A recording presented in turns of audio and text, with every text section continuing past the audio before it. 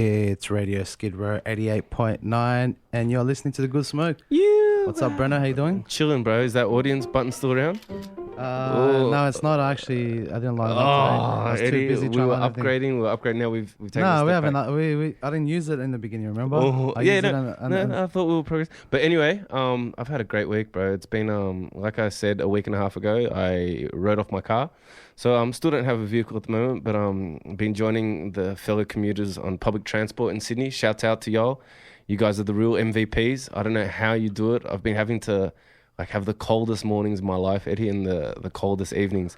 But it's not like I've never caught public transport. I'm not that kind of guy. I actually only got my license 5 years ago. So for 28 years, I was the public transport crew. But I'm with you, brother. I've had a great week, and I'm really excited tonight. We have an amazing special guest in the room. Remember before we start anything, remember that number 95509552. Also radioskidrow.com.au.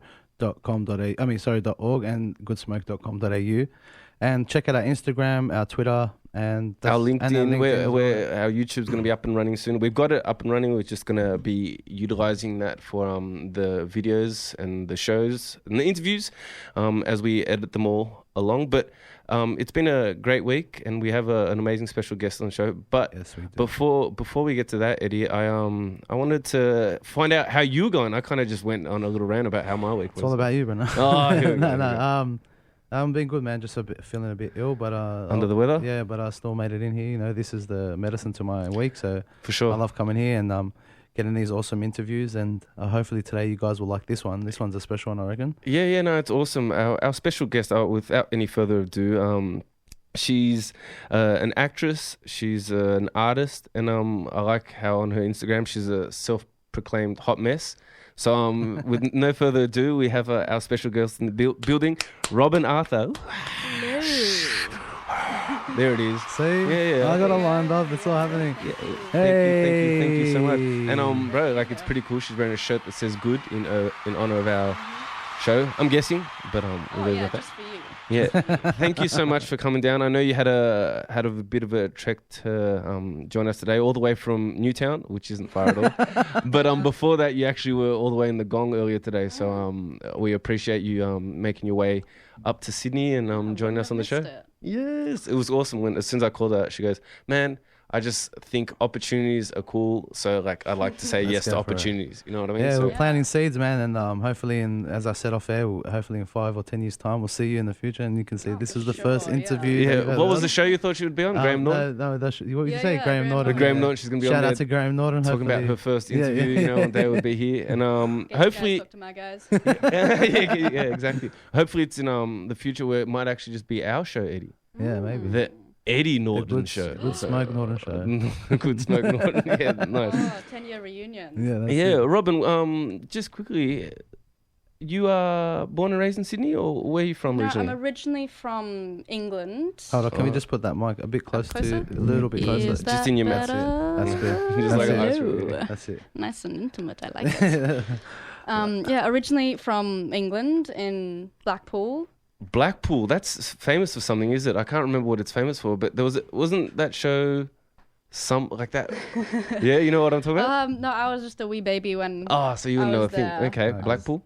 There for about until I was about 6, and then moved over here with my family to the lovely, lovely coastal area of Coaldale. Okay. Shout out if anyone knows that. Not a lot of people do. I normally just go, I'm from the Gong, because everyone knows the Gong. Shouts out to Coaldale. Hopefully someone out there is listening. Call up 95509552 and I if you want to know you. and represent your little coastal area. In the future, I'm pretty sure that just like in Philadelphia, they have the Rocky Balboa statue. In Coaldale, you'll have the Robyn Arthur statue in the future. It's going to be awesome. And I'm not sure if we check, just because sometimes the connection here online isn't, via the radio, via the old radio waves, 88.9, analog radio, that's the word. It's not always the strongest. So if you're it's a bit staticky, or maybe for next week, because you probably won't be able to hear this if you can't hear it anyway, so you're not really listening to me. But if you are kind of hearing it and you want a clearer listen, make sure you check out radioskidrow.org. Up the top, there's a little media player where you can press play on that, and it's live whatever time of the day. So it's not only on 6 p.m. to 8 p.m. for our show, it's throughout the whole day. And you can also find us on internet radio with that app TuneIn, or whatever that is. Go to tunein.com or whatever, and you could be able to find it. That's Radio Skid Row 88.9 to RSR or 88.9 FM. Yeah, whatever. That's right. I'm going to take that information as well, because like on my drives down to the Gong, it's always so staticky. 100%. So if you can play it. this on your phone, you can do it. I don't know how technologically advanced cars are now, because I don't have a car. You know what I'm saying? Yeah, I don't have one. But even the car that it has wasn't even that technical as well. Shut up! Shut up! It was awesome. Anyway, Miss and my baby. also in the future, we're going to try to get our videos online. We're just in the editing process. So if you like to hear us, even just audio, we're trying to get the iTunes happening as well. Yeah, it's all and you going to be going. Listen to us while you're driving down to the Gong or anything like that, you can just put us on the iTunes play in the car. I think that's that now. So. Yeah, and we feel for you. We've had a lot of people telling us, "Oh, when can we listen to the second? Like, I didn't get to listen to the first time. I want to hear the interview afterwards." And don't worry, we are listening to you. We aren't ignoring y'all, and we aren't thinking, "Oh, we're never going to put up." It's just a little process that we're working with, and especially because you know these things, you have to just inject a bit of money and some time, and we're working on both of those, 80. Yeah, so today's guest, if you guys out there love movies or Netflix and chill, or if you just like from Coaldale, or just like if you like breathing as well, and also if you like movies and you like the process of actors and what it takes to be an actor, I think today will be a great interview that you'll love, and just to see the process behind what it is to become a great actor. So how long have you? Let's just get into how long you've been into acting for. Well, I'd say about 3 years now. It started when I just moved up to Sydney and I was doing it. It was just a side gig to get some money, extra work, pretty easy. My older sister got me into it because she used to do some modelling for just a bit of money. And it was my very first production, I guess, scene, extra role, was essentially like diving into the deep end, although I didn't realise it then, because it was on a production where I was a woman of the night. Oh, okay. For all the old school cats out there. Yeah. And how old were you then? I was 19. Okay, so all right. Doing a woman of the night. At 19 yeah. It was brilliant. I went to, Oxford Street in King's Cross because, that's where those sort of things took place. Yeah. And I mean, it was really well done. And I didn't think of anything of it at the time. And then after years of going to audition rooms and being like, oh, so what have you been in? Everyone's like, oh, yeah, I was in Macca's commercial or IKEA. And I was like, oh, my gosh, I was like, really? I was in the Phantom of the Opera 2.0 sort of thing. Yeah, I sat on a guy's lap, my very first shoot. So top that, honey. Okay. That like along the lines before you even got to that place, did you have like artistic pursuits? Were you an artistic person? I've always been very artistic. I mean, you consider yourself an artist, so I'm guessing so. Very much so. If you ask any of the teachers in high school, I did not do any of the work. Instead, I just drew. Doodled as much as I could. Yeah. You and me both. Yeah. So when like choosing a role like that, like a difficult role like that, especially like that would scare probably some people away. For a first role like that. What's your moral compass or your ethics behind that? Like, how do you choose your roles, and is there a boundary that you just don't push? Or I was actually thrilled to have that role because I considered it to be, the acting community taking me seriously. Like, you wouldn't give that role to someone who you didn't think, they're, not ready for that sort of thing. So I took it and I was like, yeah, I will take anything you give me. I will not shy away from anything because as an actor you have to be strong, you have to be resilient. And I feel as though that philosophy has really carried me through the best of a lot of roles. There was this other role which kind of had a similar tone to it. 2017 it was for a web series called Skinford. It was the second of the series, Skinford Chapter 2. And I saw it on Star Now, which you mentioned before. Yeah, that's right. Yeah, your profile. Yeah. And Yeah, so I saw it on Star Now and it said nude model for Renaissance shoot. Yeah. And because I am very artistic, and I thought you were going to say because I'm very nude. I'm such a nude model. Well, I mean, Yeah. I saw it and I was like, well, I'm a sucker for art, especially Renaissance. I love Renaissance art. So I thought, you know what? We've only got this hot bod for a certain amount of years. I'm going to go for it. Yeah, nice. I thought it was going to be more of, paint me like one of your French women type thing in the background, not much spotlight. I got there and I was in the makeup chair getting my hair straightened or whatever faffing around they wanted to do. And the lead actress came up to me, lovely, lovely woman. And she was like, for this orgy scene, if Wait, take a second, because I think there was a bit of static there. The word I heard was orgy. I was as surprised as you were. Nice. I was like, yeah, all right. She sounded nonchalant about it. Yeah, completely. Like it's a normal thing, yeah. As if we were all informed. Yeah. As if you understood where she's coming from. Yeah, okay, which, in hindsight, that could have gone horribly, horribly wrong. Yep. Yeah. But everyone there was like professionals. They were really mature about it. They were really conscious of like comfort and safety and whatnot. Which... And appropriateness, obviously, because like I guess you, not that you don't want to overstep your boundary, you want to make sure that the people you're working with also feel comfortable with you. Exactly. So there's no point being that sleazy guy, come here, naked bitch, you know what I mean? Yeah. Like, or whatever. Yeah. So if you don't mind me asking, how old are you now? 22. Okay. So how long ago was that? Let's do math. We were in 2019. I am 22. It was 2017. About 3 years ago. So about 19. Yeah. Okay. About that. So still very young. Yeah. Yeah. Okay. Probably like just about to turn 20 type thing. Okay. But one thing's for sure, like taking to Sydney at 19 really, really matures you more than Most people understand. Yeah. I feel like a lot of people in Sydney don't realise that were born and raised here, don't realise the monster that Sydney is. Oh, yeah. And it's actually a big monster. It is. Yeah. It is. Especially coming from, like, sorry to skimp out on the details for that juicy little shoot that I did. No, I'd rather hear this. But yeah, coming from a small town where everyone knows everyone, and it's so easy just to walk up to someone and be like, oh, hi, I love that. Nice to meet you. And like, you would just start a conversation, and chances are you'd get coffee the next week. And coming to Sydney, where I found everyone kind of keeps you at arm's length.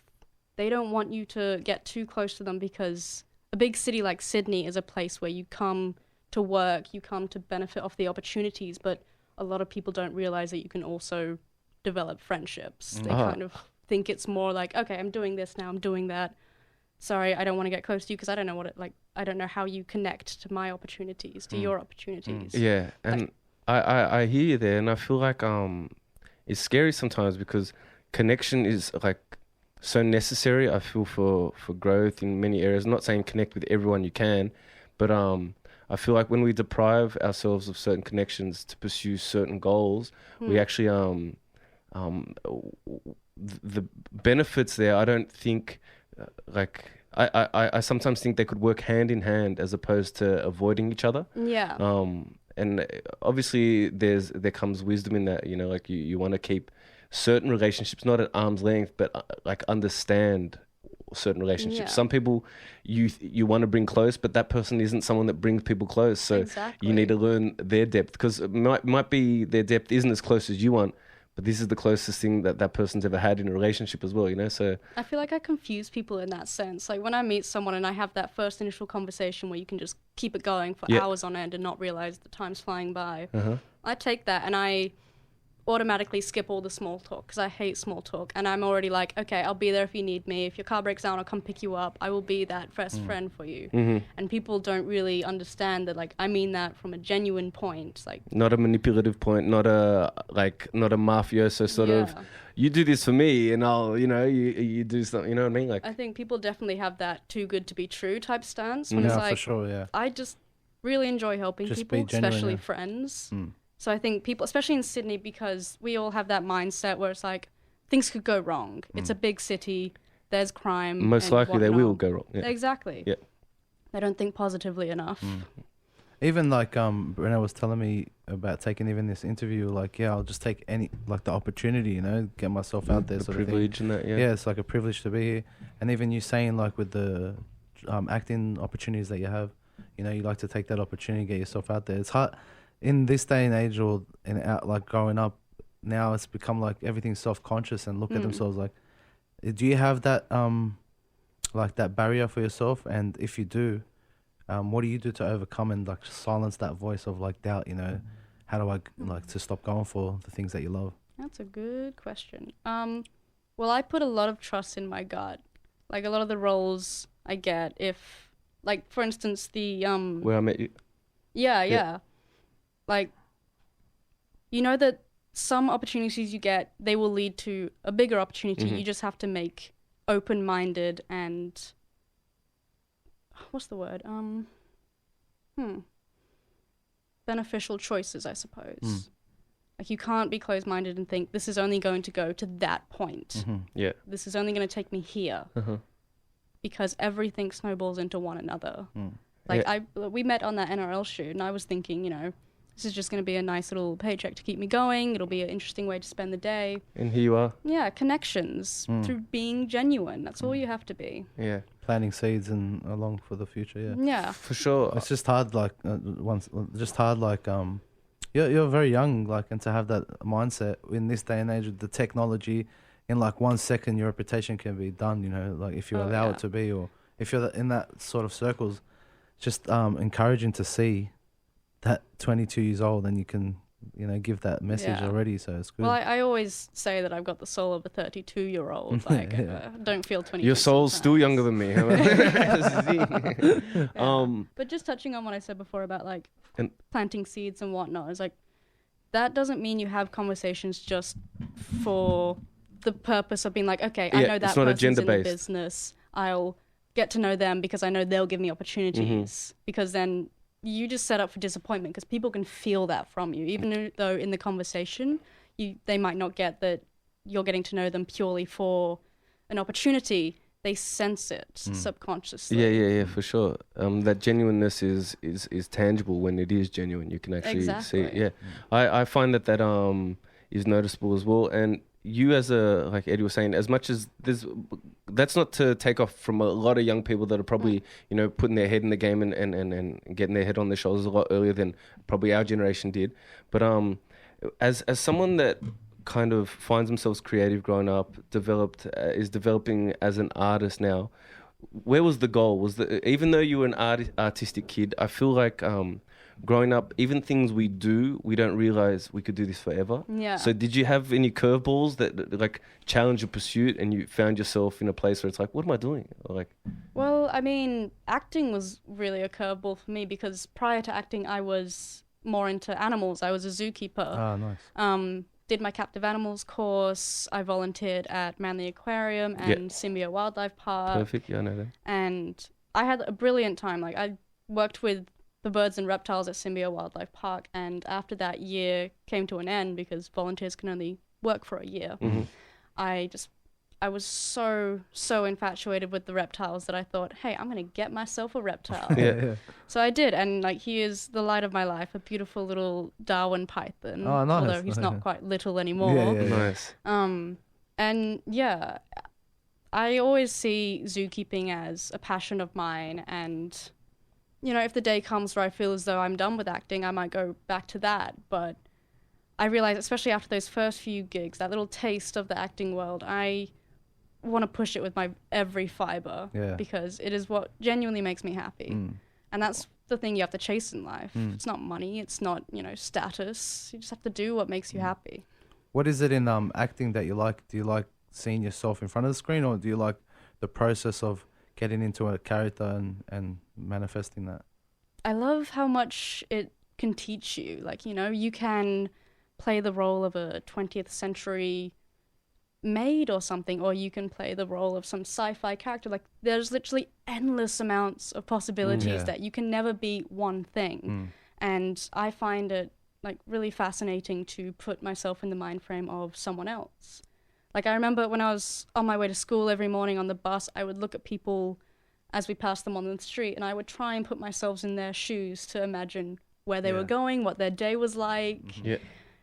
like when you see someone carrying a bunch of roses, you're always like, ooh, are Who's they that going for? to a Yeah, date, where or was it a breakup, or is Yeah. it like a congratulations? Or did he cheat on her the night before? Exactly. Or is it, is it You the love- delivery driver that's... Yeah, or is it just a delivery driver? Or did some guy just find a bunch of roses? You Whose know, roses is this? Just tripping you out. never know. Yeah. But yeah, you're right. There are endless amount of stories you can come out if you have that mindset. Because I imagine things like people like in really isolated areas in in an isolated area, but they live in a dead end area in the isolated areas. Like, what's that person's life like, and what does he do? And does he go get milk in the morning? Because I don't know. Like, he doesn't. I feel look like he's asleep by 6. Is that what? Yeah, like I know what you mean. Who is he? What does he do? Or who is she? What does he do? Exactly. Or even in like a more modern sense. Have you ever had a chat to your Uber driver and been like, wow, you're actually such an interesting person? That was last week actually with the Fijian dude that we got. Yeah, you were talking to him while I was doing some stuff in the back, but yeah.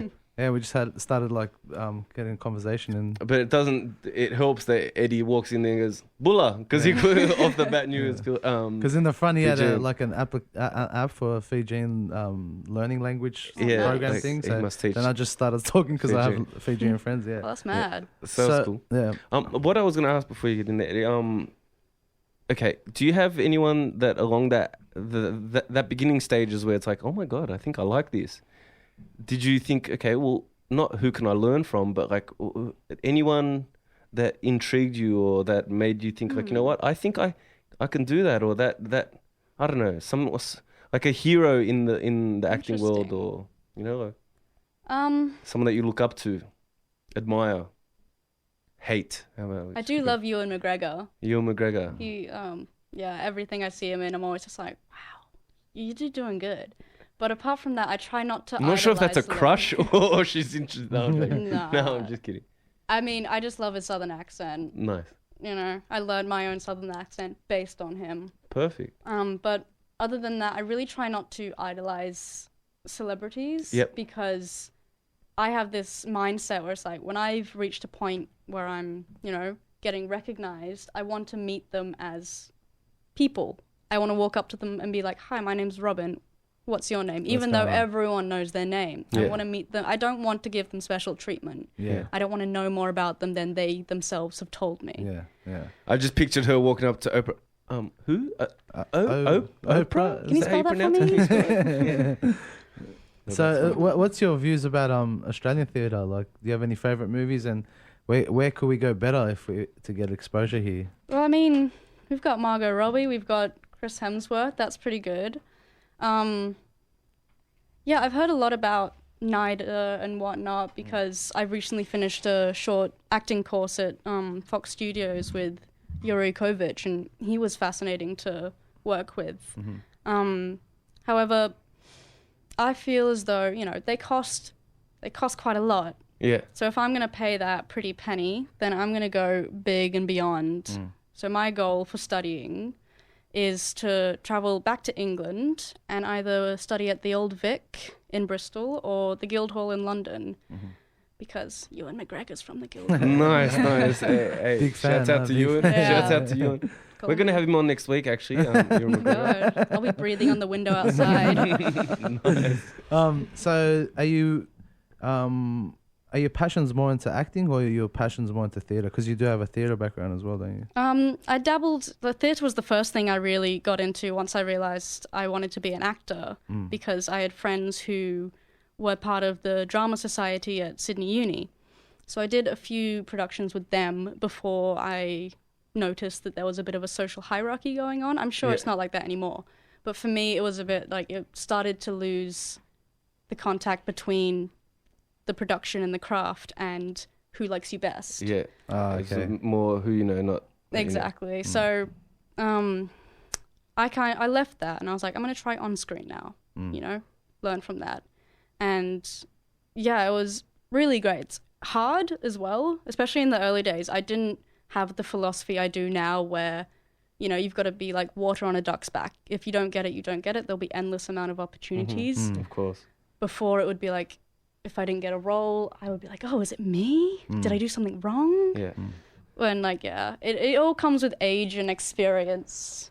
But if any budding actors are listening, it's okay. If you don't get it, they're not judging you off your acting skill. They just have a certain image in mind, and you can possibly do everything perfectly, but just have something wrong with the image. You could be 2 inches too small. Exactly. You could be well, 2 that inches guy too tall. probably just had a bad coffee in the morning and he just giving you the attitude of some sort, And I've always liked the thought that casting directors want to cast the person, so like it's not like they hate you, it's like you just weren't the right one because they want to do it, Yeah, and be friends with the photographer. Like, I don't mean this in a forcing way, but just be nice. Be nice, because they've been interviewing, taking pictures of people all day.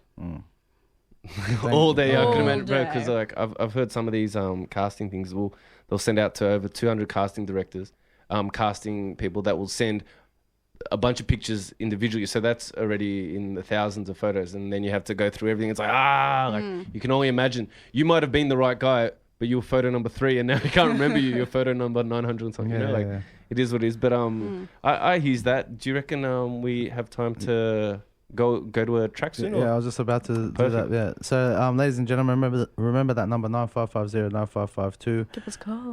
We got this song here you actually chose. Oh yeah, I love this song. Can you tell us what it's all about and why you chose this? Well, I'm not really sure what it's about from Eka's perspective, but I remember so vividly listening to this song. I think for the first time, and I was sitting by Victoria Park just by myself watching the sunset, and a bat. I was looking down at the pond, so I saw the reflection of a bat actually fly through a loop at the part where Eka sings, on the orbit strings. And I just remember thinking in that moment, I was like, life is so beautiful, and you just really need to appreciate the little moments as they come and go.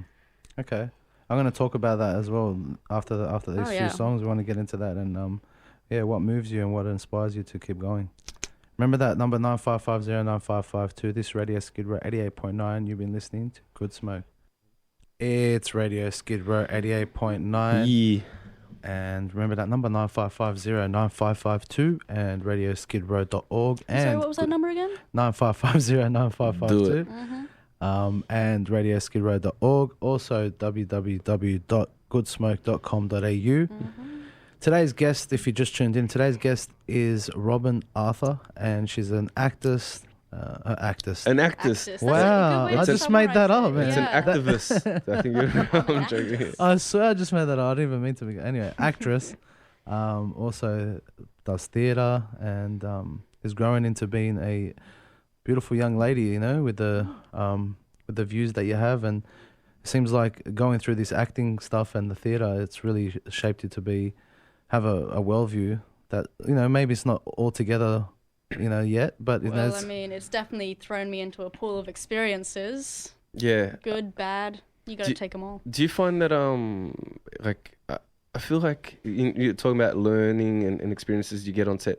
Do you feel like it's made you hella more confident? Oh yeah, for certain. Okay.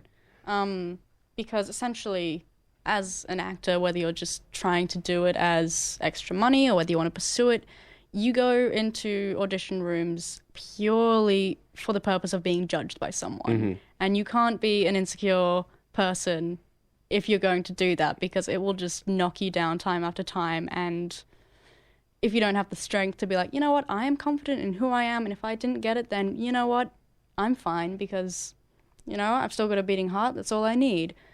Which I feel is a problem with a lot of young actors, is they think it's a lot easier than it actually is. And they just walk in thinking, oh, if I look the part, that's all I need.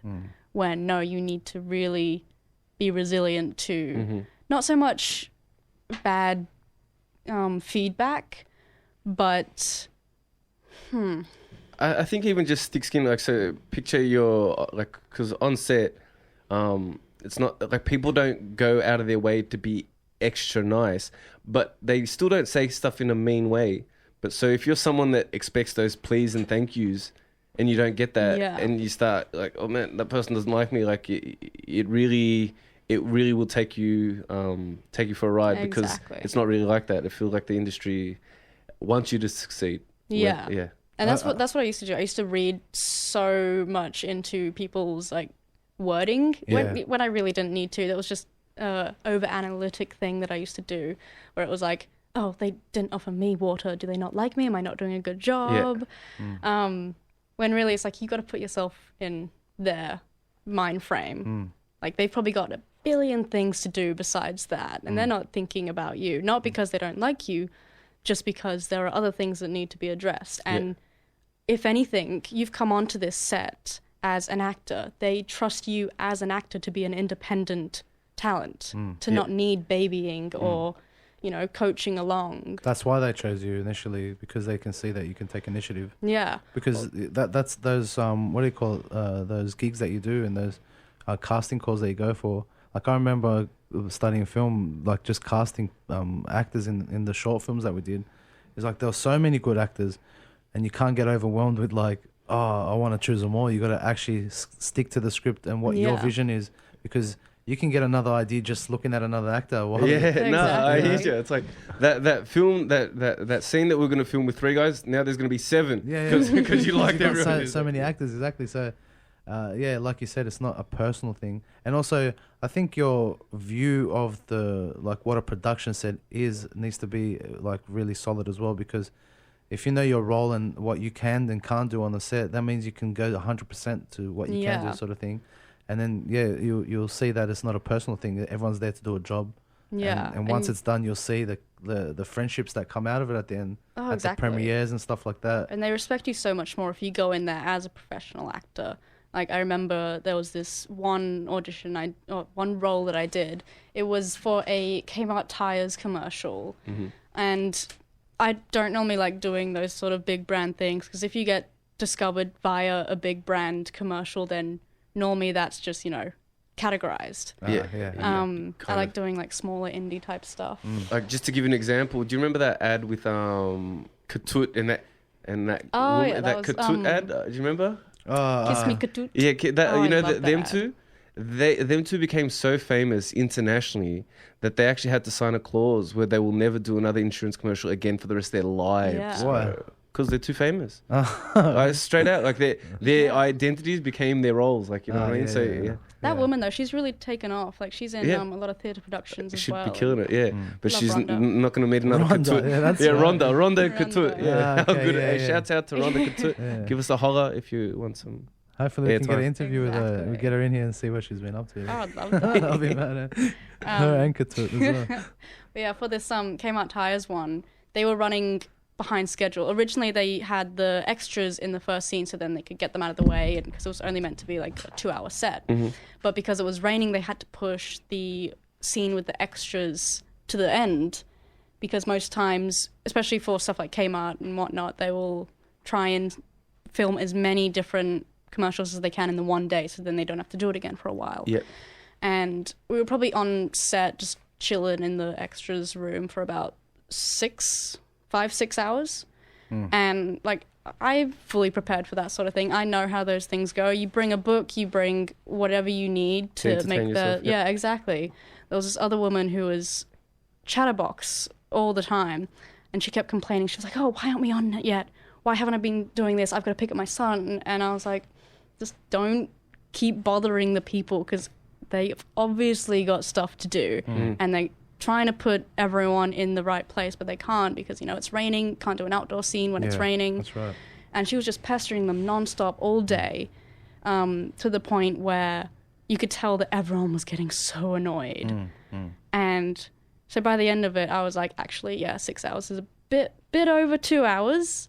So they ended up just like throwing us all in little roles.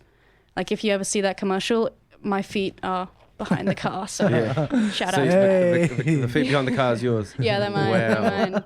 They're mine.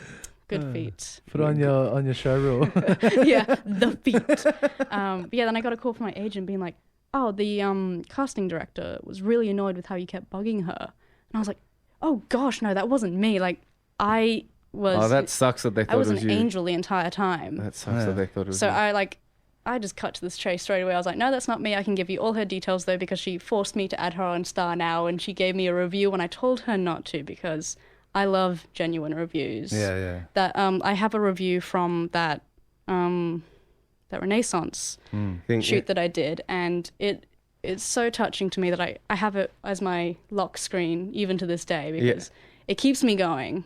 I mean, the woman who wrote it, she didn't have to do it. It wasn't part of her contract. Yeah. And I actually didn't discover it when she first posted it. It was only about late last year. And I saw it when I was at a really low point, when I was like, why am I even doing this? Perfect. And I saw that and I was like, you know what? If she can see my worth and my talent, then I can see it as well. Yeah, something that we have here too is like we're trying to adopt like celebrating like the small times, the small little like victories, you know.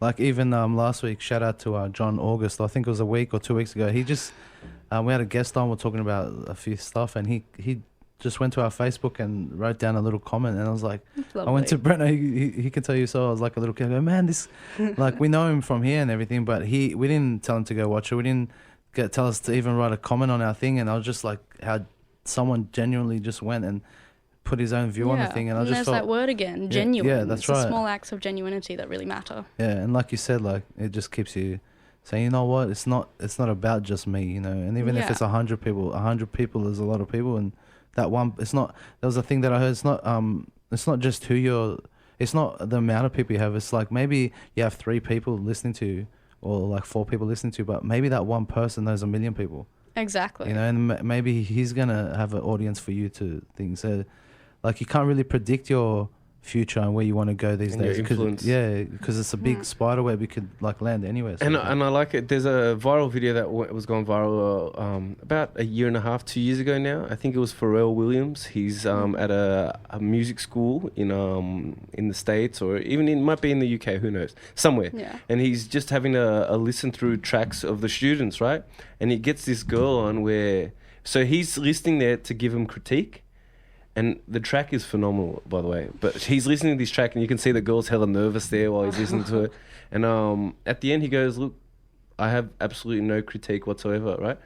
That girl from that little viral video, like blew up. But I don't know. I think she ended up getting signed, so she's probably doing projects that eventually going to come out soon. But what ended up happening is all her SoundCloud stuff from 3, 4, 5 years ago, like started getting into the thousands of hits because of that one video that people started giving the time of day for work that she thought, fuck, no one likes this, no one's gonna notice this.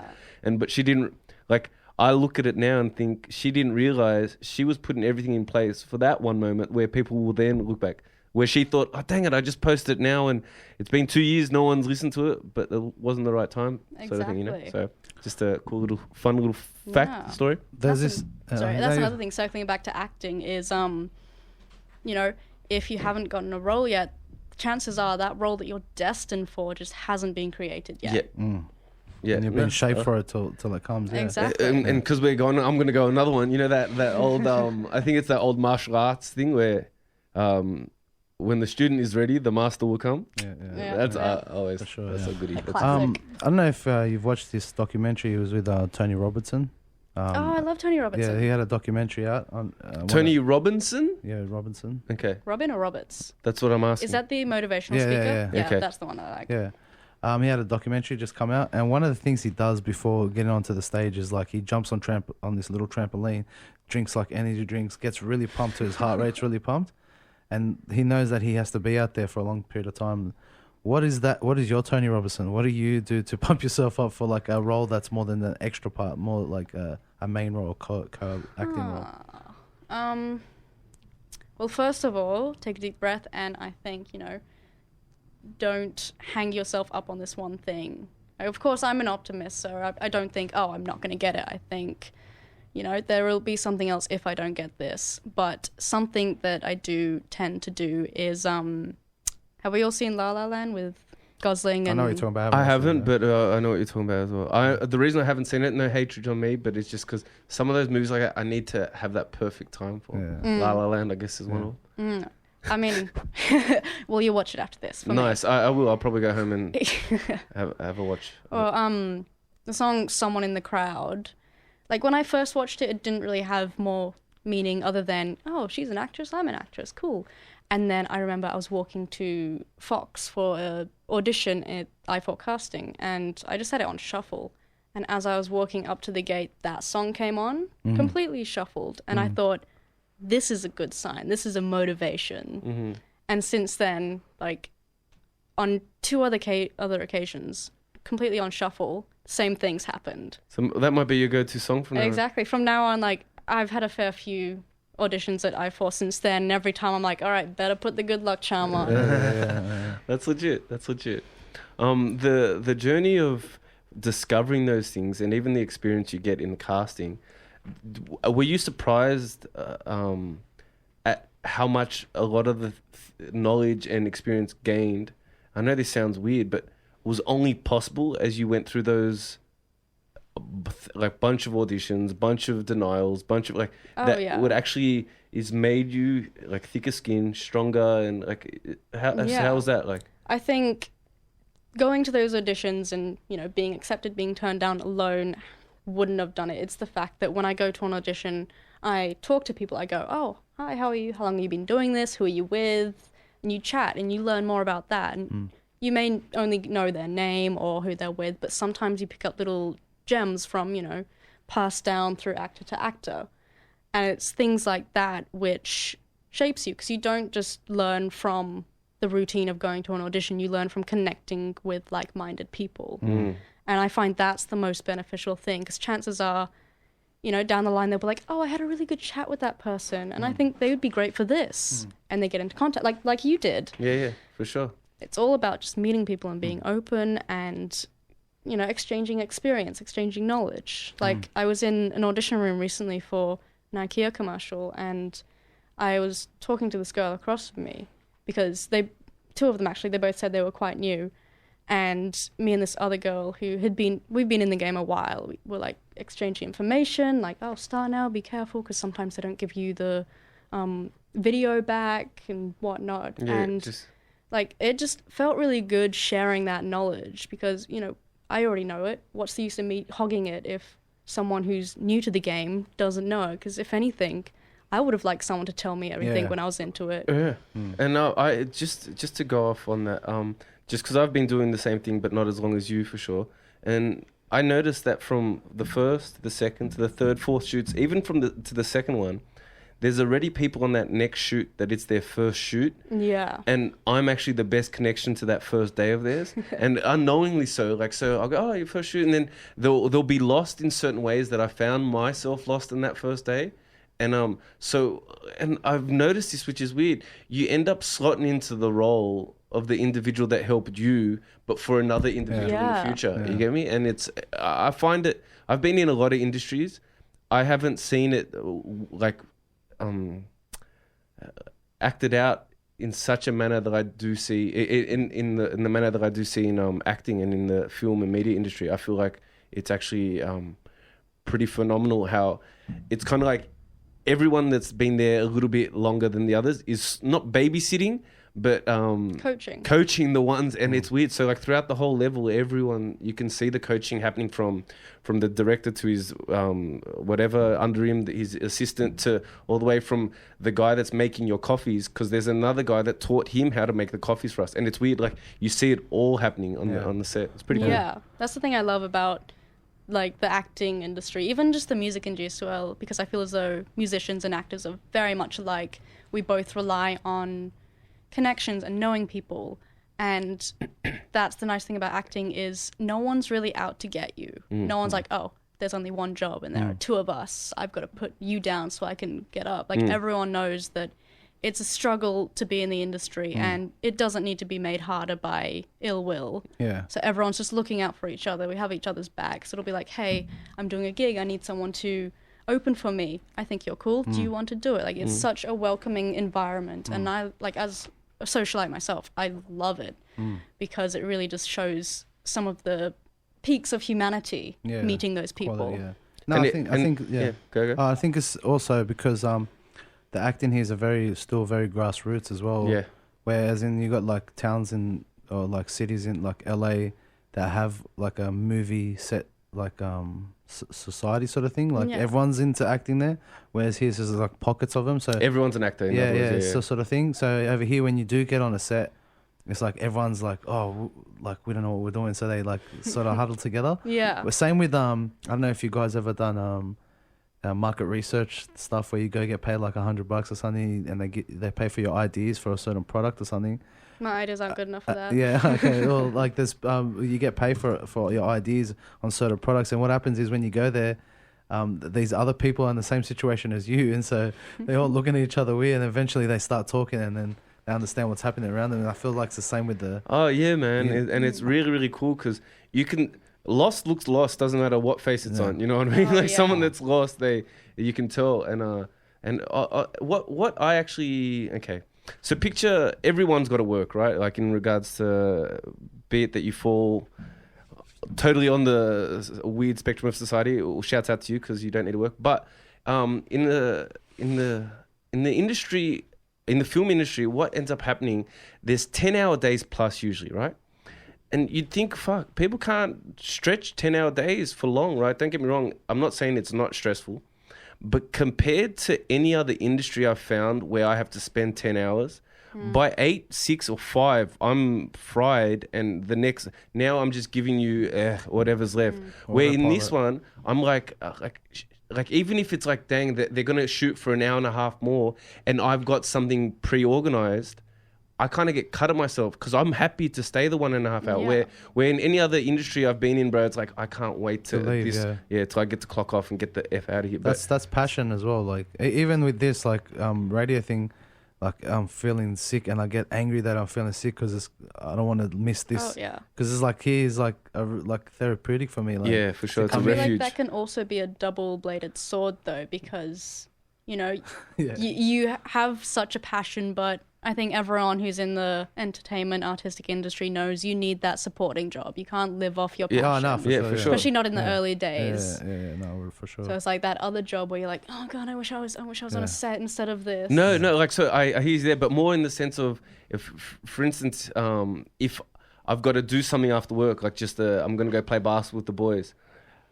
If I was on a set, some reason I'm less anxious than I am if I'm at work thinking about this basketball game after work. The fact that I don't know what it is, that atmosphere there puts me in my element where I actually want to be at work. You know, so I think it's nice because that feeling is you acknowledging that you're doing something that's contributing to your passion. Yeah, and it's a rarity. I know one thing that makes me more fond of it again is knowing that 9 out of 10 people I know were going that day to a job they hated, and I wasn't. You know, so that like I almost feel like Spider-Man, where great power comes great responsibility, sort of thing. You know, like that's Trademark. just the truth. Yeah. Okay, ladies and gentlemen, I'm going to put some music on. We'll come back. We got about less than half an hour. The time goes so quick. Flies. When you're having fun. Yeah, exactly. This one here you actually chose as well, and it's called Truth Hurts, and it's by Lizzo. Lizzo.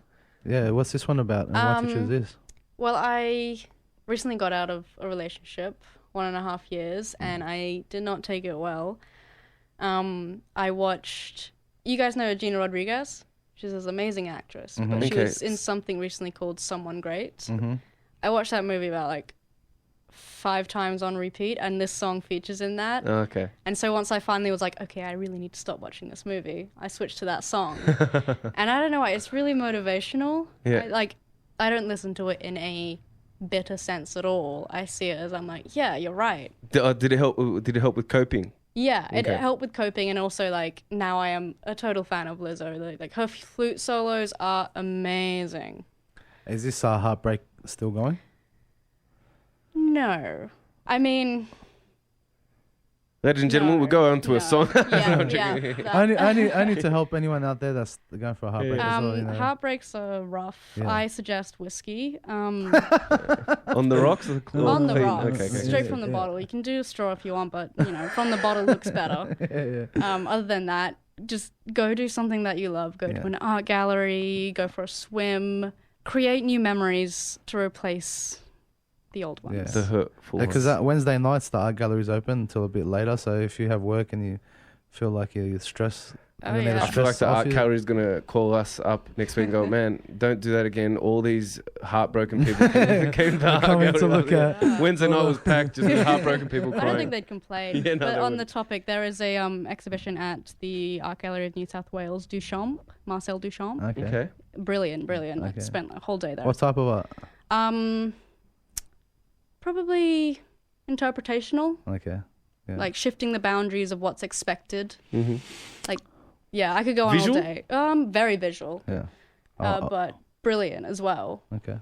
Also, after we come back after music, you want to talk about epilepsy as well? You want to talk about? Have a lot to say about that. Yeah. So if anyone's interested in that, or you have you want to talk about that, well, after the few songs we're going to play, then we'll talk about it. 9550-9552 if you want to join in the conversation. Also, radioskidrow.org, goodsmoke.com.au. Also, go to our Facebook, the Good Smoke. Just Good Smoke, and there you just type us a message if you have a question, if you have a song request, anything like that. We're always checking it out. Yeah, if you feel shy that you can't go on the phone or anything like that, make sure you use the other things that you can get to us by. Yep. This is Radio Skid Row, you're listening to Good Smoke, and this is Lizzo with Truth Hurts. It's Radio Skid Row 88.9. You're listening to Good Smoke. Booyah. Remember that number, 9550-9552. Also, radioskidrow.org. Also, goodsmoke.com.au. Mm-hmm. And that's where we're at. We got about 15 or say about 12 minutes left. We've been listening, or we've been having a conversation with Robyn. Good old chat. Good old nice chat. Let's just finish this off. We wanted to talk about epilepsy is something that you've been affected by, and maybe someone out there. Also, we have a few friends ourselves that go through that stuff as well. Well, it's interesting because 1 in 26 people either have epilepsy or will experience epilepsy in their life. It's far more common than people think. Mm-hmm. And it's far more common than I originally thought when I was younger, because I was diagnosed with epilepsy from 3 months old. Ah, okay. And so I carried that with me all through primary school, all through high school. Almost would have felt like an identity. Or if anything, it was the opposite. I didn't know my identity because I was on so many tablets that we used to suppress the seizures that I wasn't really in a very conscious state. Yeah. So, education, primary school, high school were quite difficult for me originally because, the tablets would make me drowsy and I wouldn't be able to focus. And, I have fond memories, but also I did spend a lot of my time just completely out of it. Just spaced out. Yeah. And it was an interesting experience, one that I definitely think defined me as a person. Mm-hmm.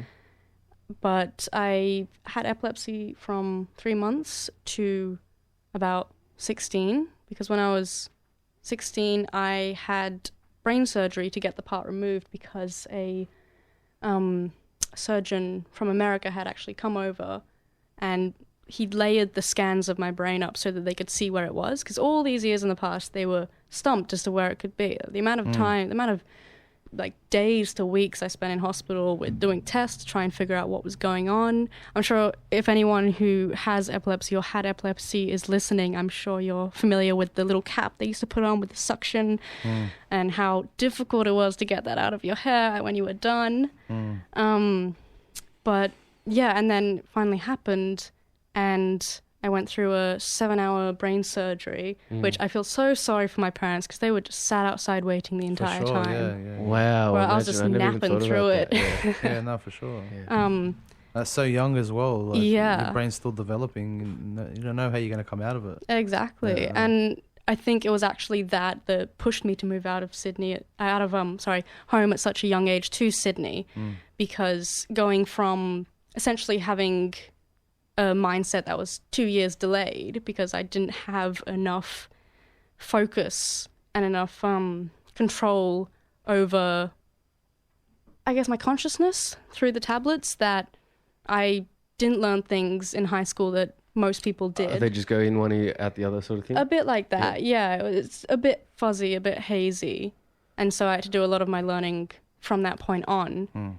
And so as soon as I had the surgery, it worked, and it's worked to this day, touch wood. I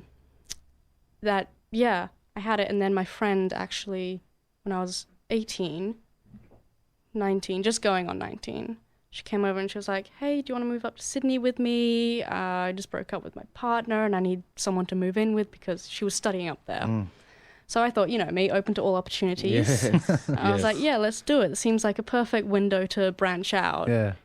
And I'm one of 3 girls, so I was kind of over the watching Bachelor every night and having the smallest room. Mum, if you're listening. Are you the youngest or? Middle child. Okay. Oh, there you go. Yeah, so I was going to move out anyways. Yeah, no. It's destined. Yeah. The middle child, yeah. Nice. Middle child always does the weird stuff. Yeah. The black sheep of the family. I'm the oldest, so is that why I'm like... Yeah. You were I've been the middle child for 11, 12 years, and I think I've gotten weirder in those 12. Maybe you're transformed. You're an Aquarius, aren't you? Yeah. Yeah, that's so why. am I, though.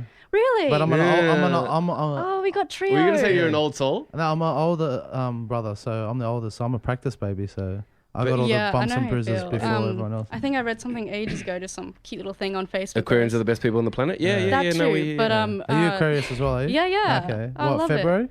January 21st. Okay, I'm a February 16th. January 23rd. February. So are my brothers as well. Yeah, all his brothers and your mum? No, just me and my brothers. Wow. Shout out to the Aquarius. Shouts out to the age of Aquarius. Yeah, that's good song, by the way. We should play that later. Yeah. But where was I going with this? Oh, the first child, oldest, makes the rules. Second child breaks the rules, and third child, the rules don't apply. Has no rules. Which it shows, because if I used to swear at any time amongst family, you would get like, you don't get any dessert, go to your room. Yeah. And now my little sister, she'll like go on cussing all the damn time. And I'm just looking at mum and I'm like, what about what's happening right now? Excuse you. Can I get her ice cream? Is that what's going on? I just want to ask one more question before we finish up. We got about 5 minutes. Oh gosh.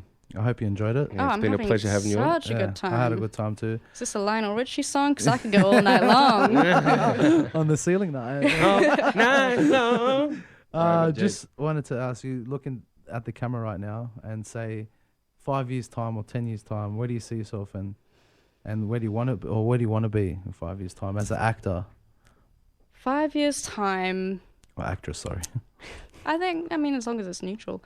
5 years time, I see myself content with where I'm at. I see myself having met amazing people and learnt amazing experiences. And I see myself putting out as much optimism and positivity as I'm receiving. Mm-hmm. I mean, I don't necessarily have any big expectations in terms of movies or TV shows, because I know that whatever comes my way will be exactly what I need. Nice. And yeah, I just hope that everyone, all my friends, are reaching their own goals in 5 years' time. Just a quick shout out, my friend Jess from Wollongong. Hey. She recently got a job and it's really great. She's moving in with a boyfriend. Just shouts out on the JOB.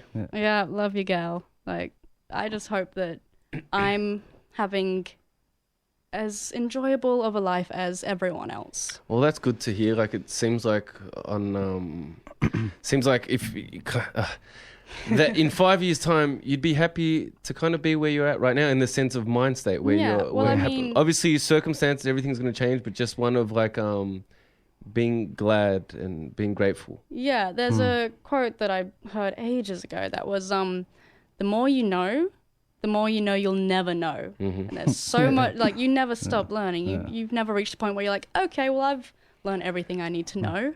And I'm excited for when I'm older, because I know that there are so many things I've got to broaden my mind even further. Right, yeah. Like, I've grown so much just in these past 2 years. I cannot wait to reach a point where I look back and be like, oh, she knew nothing. Yeah, exactly. With one more question from me. Okay, with what you just said there, are you scared as well? And I mean like a healthy fear. Like, obviously I don't know how healthy certain fears can be, but like knowing what you know now of what it took to get to where you're at now, realizing that where you're going, how you're going to get to wherever you're going, sometimes isn't always the easiest routes. Are you kind of in, like you mentioned, you came to the conclusion that now that how much you know made you realize you don't know that much, like from that quote. Would you find that that would still be applicable to the future, in the sense that everything, it could be tough, it could be really hard, you could find yourself like battling gnarlier shit than you've ever battled in your life? But the mindset's still the same. Have you heard of Panglossian? Me and him went to school together. We had I don't. A Panglossian Pangloss is a professor, a philosopher in a book, and his philosophy is everything is for the best in all possible worlds. Even when faced with extreme, dire tragedy, he remained that optimism. Nice. And like that's what I carry through with me. That's my philosophy because, even if things, shit hits the fan and you find yourself at a point where you're like, well, everything that I was building up to was just fell on its face. Yeah. There's no use in focusing on that negativity. Like you just have to take that and be like, there's a learning experience in here somewhere. You have to shift through the rubble of the broken pieces and be like, okay, what am I going to take from this? And what am I going to move forward with? That's cool. Ladies and gentlemen, it's Radio Skid Row 88.9. You've been listening to Good Smoke. Someone asked me about that same question, where do I see myself in 5 years? And then I answered the mirror. Yeah, yes. Yeah, Anyway, nice. guys, we're here next Tuesday, 6 till 8 every Tuesday. This is a Good Smoke. Can I say the number? Yeah. Okay, so that number is 9550952. Facebooks, Instagrams, what's all your hashtags? Oh, mine? Yeah. So I'm actually just go off Instagram. I'm one of those modern day kids, I guess. It's Robyn.Arthur. Yeah. ROBYNARTHUR. Strong name, I know. Follow it. Beautiful. Thank you so much for coming in today, and hopefully we can catch you in a few years' time, or you'll see have me another around. interview with you. For sure. Ladies and gentlemen, it's Radio Skid Row. You've been listening to Good Smoke.